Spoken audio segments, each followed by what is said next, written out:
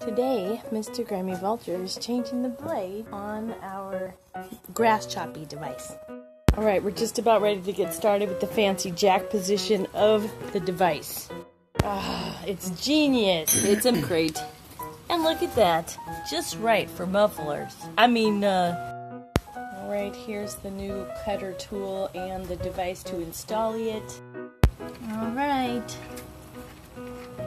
Take off this thing to remove the old thing to install the new thing. Oh yeah. Alright, don't forget to save this thing. And then there's your bolt. You get the new device.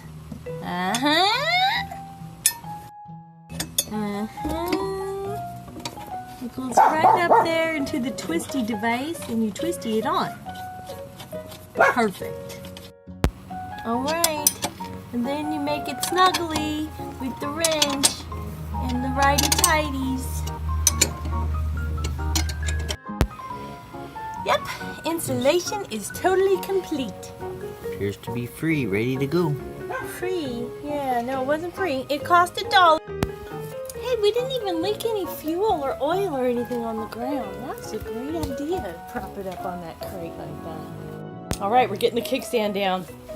Ready? Ta-da!